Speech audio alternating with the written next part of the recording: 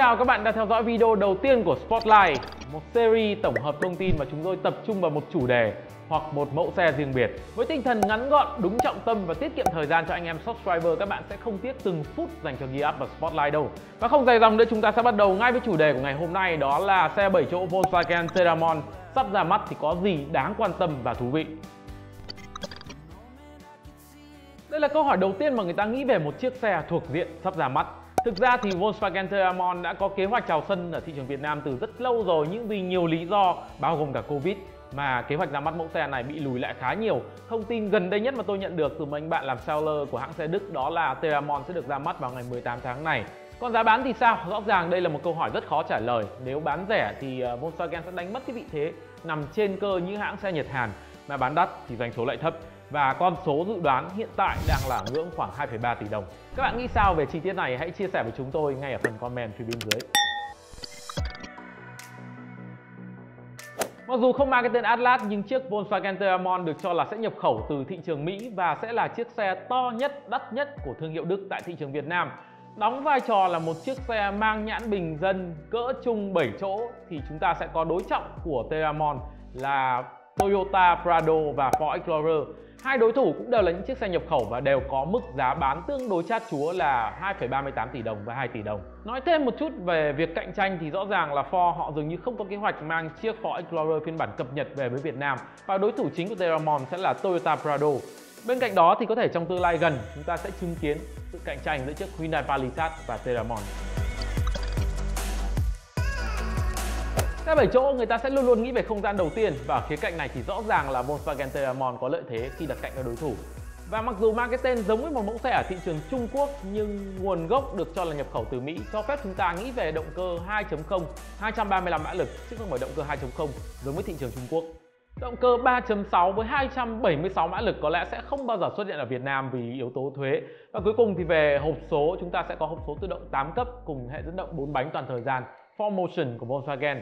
Và như vậy thì nói về tương quan thì chúng ta sẽ có chiếc Toyota Prado là chiếc xe nhỏ nhất cả về kích thước lẫn động cơ, Ford Explorer là chiếc xe khỏe nhất và có vẻ như sẽ là nhiều trang bị nhất, và chiếc xe to lớn rộng rãi nhất sẽ chính là chiếc Volkswagen Terramon với trục cơ sở lên tới gần 3 mét, một con số rất ấn tượng. Được ra mắt từ cuối năm 2016 ở thị trường Mỹ, chiếc Volkswagen Terramon sắp ra mắt ở thị trường Việt Nam sẽ là phiên bản nâng cấp.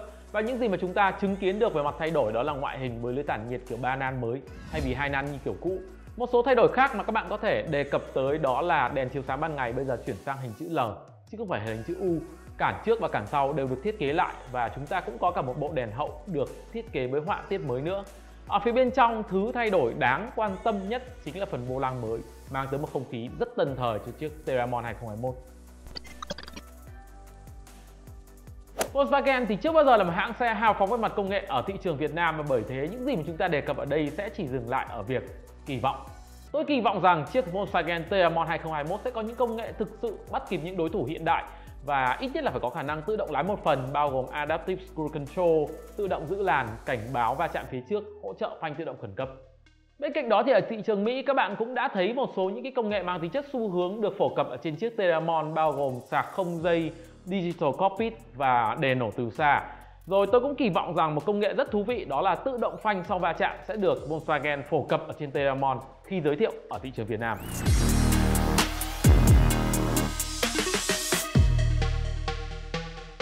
Giá bán sẽ vẫn là một bài toán mà Volkswagen họ cần phải giải được nếu muốn logo hình chữ W của mình phổ biến ở thị trường Việt Nam. Volkswagen có thể là một thương hiệu rất là khổng lồ nói về quy mô toàn cầu hay ở châu Âu, nhưng rõ ràng là Việt Nam thì nói về độ phổ biến, Volkswagen Tiguan chưa chắc đã nổi tiếng bằng chiếc Beijing X7.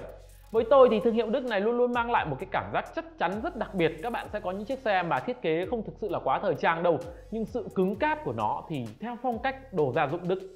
Nhưng trước khi các bạn thể hiện được cái sự khác biệt, rõ ràng là Volkswagen cần phải trở nên phổ biến trước đã. Video Spotlight về chiếc Volkswagen Terramon 2021 đến đây sẽ kết thúc. Cảm ơn các bạn đã dành thời gian theo dõi, và nhớ nút đăng ký màu đỏ phía bên dưới để theo dõi video về chiếc Peugeot 2008 cũng như sự đánh đổi giữa 2008 với chiếc Toyota Cross phiên bản V.